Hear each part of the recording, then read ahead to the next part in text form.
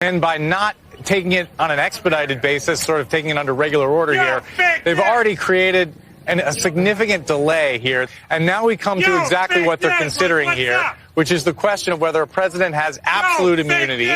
And then there's a second question here, which is whether anything that Donald Trump is accused of would actually constitute a presidential act implicated in the immunity question. Yeah. Just making sure you're okay.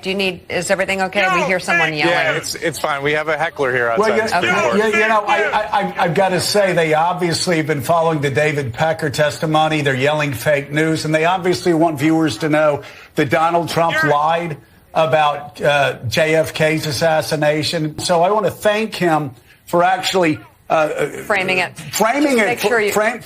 for us. We want to make sure you're okay, but also we want everybody watching to know that person screaming fake news, obviously talking about all the lies that Donald Trump perpetrated about Hillary Clinton and all of his opponents in 2020. Go ahead. Well, it was obviously a historic moment. I think that's how people treated it inside the courtroom from the very beginning.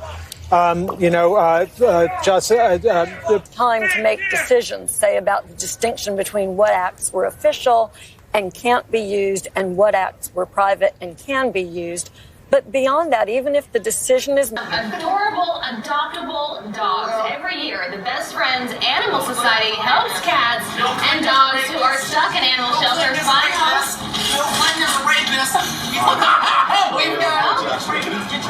We've got a very exciting young man behind us, not a Bill Clinton fan. He's a little bit upset, but that's okay. Everything is fine at Fox and Friends. Officers will be going out. Also, what you're looking at now on the other side of your screen, again, as we said at the top of this broadcast. The church is just right behind me, Mother Emanuel. You can hear shouting around me. I should say that where I'm standing right now, there have been people walking by, grieving, mourning, talking about their feelings and how, yes, angry they are that something like this happened here, but also thanking the media and thanking law enforcement for helping catch this man. The whole thing that we have been talking about is whether this is terrorism or not.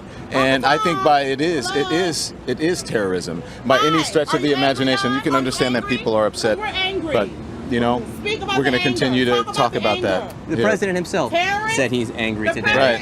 And local leaders said they are angry, too, that violence like this can't happen in a church. But everyone I've spoken here as well has also talked about healing. Yeah. I just think it's really sad that when we have 9 people who've lost their lives. We're going to take a break. We're going to take a break and so we can have have a to real deal with something like this. But I think it's important, too, that people see the ignorance with it.